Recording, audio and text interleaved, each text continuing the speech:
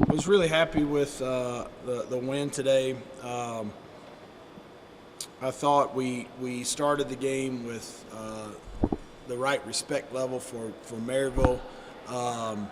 They've got a good team, good players on their team. I thought we started strong. Obviously, I believe we were up 17-0 to start the game.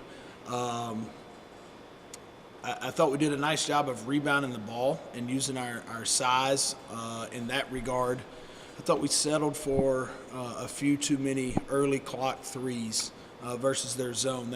We anticipated they would play a lot of zone given our height, length advantage, size advantage, athleticism advantage that slow the game down, try to keep us off balance a little bit. I thought they did a pretty good job of switching up Ds. I thought we attacked it well at times, but over the course of the game, I did think we shot a few too many early clock threes at halftime. It was 18 threes and 18 twos, and I thought we could have done a better job of playing at the rim. Too many turnovers, 18 turnovers, when the other team's playing all zone is being careless with the ball. But happy with the win, and questions? It seemed to me that Maryville was altering the way they ran their zone throughout the game, sometimes doing some matchups, some traps. How did you see them adjust on the court, and how was that challenging for you all down the stretch? Well, we saw that on film as well. They played a little bit of 2-3 zone, a little 3-2 zone, occasionally trapped the first pass. I think Raul did a nice job of switching it up. As soon as it looked like we were starting to get a little comfortable on where to get the ball and how to attack it, did a nice job of switching it up. A couple ATOs, they trapped the very first action, and it caught a couple guys sleeping and forced turnovers or sloppy possessions. And it's you just got to always stay alert, but it forced us to be off balance a little bit, I thought, offensively at times. But I didn't think it overly affected our what we were doing defensively. Anytime you can hold a team under 50, I think you've been locked in pretty good.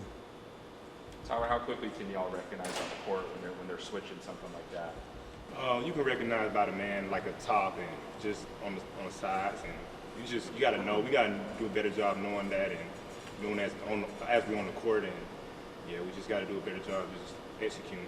Feel like in the zone. Coach just mentioned y'all holding them under 50. It seemed like 20 of their points came on just teardrops right at the hand and the face and other stuff. Yeah, how did y'all feel about your defensive effort coming off the court? I feel like we did all right. I feel like we could do better, of course. We just got to keep going hard, and it's kind of a hard game, but because it was bad shooting night, but just keep going, and you got to just keep going. Coach, you guys had 16 offensive rebounds. What kind of a pick-me-up is it when you can get those offensive rebounds and get some easy ones at the rim? You got to find a way to get easies. If you're taking tough shots throughout the course of the game, you're not going to win very many games. And so to your point, whether you're getting easies out in transition or some easies right there at the basket with offensive rebounds, you got to have them. And I thought Tyler really set the tone early in the game with that. He had 5 boards in the first half, and was a big factor in why we were able to build that early lead. To your point, there were a couple kind of sloppy possessions, but use what God gave you, and I thought he did. Used his size and strength and athleticism. I thought it was one of his better games, and that really set, I thought, the tone for our team. And I thought Jared Jones down the stretch was just physical, was a nice physical presence, got us some easy buckets, a dunk, and just used his size and physical presence to our advantage. Jericho mentioned, I think it was plus 19 in 10 minutes. Yeah.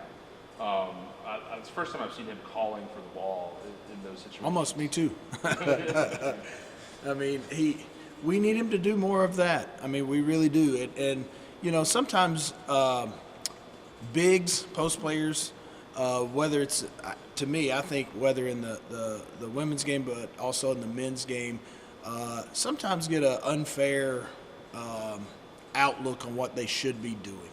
I mean, you look at a guy like Jared Jones, and he looks like a grown man. I mean, he is a big boy.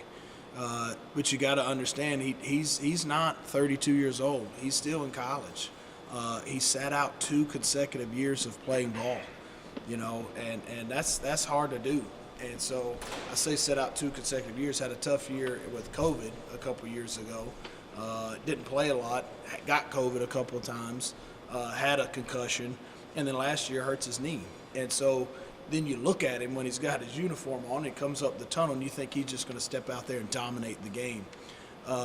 That it takes a while. It just does. I mean, we've seen what Dish can do over the last season. It took him about a year and a half before he started performing at the level that he's been performing at the end of last year and the start of this season. So I've got all the confidence that Jared's going to continue to take steps forward. And when you've got a 1-2 punch really there at the 5 with 2 strong bodies, it only helps. Cam, you were a steady hand for the team out there, contributing in all sorts of ways, rebounds, assists, steals. When did you feel like you were locked in on both ends of the court today? I felt like coming in, it's kind of an afternoon game, so, we had to bring a lot of energy and everything. So I just wanted to bring that energy for my teammates, get all my teammates involved or whatnot. So that's for, throwing the inside-outside, playing the inside-outside game. That's all I want to do is just, have energy for my team.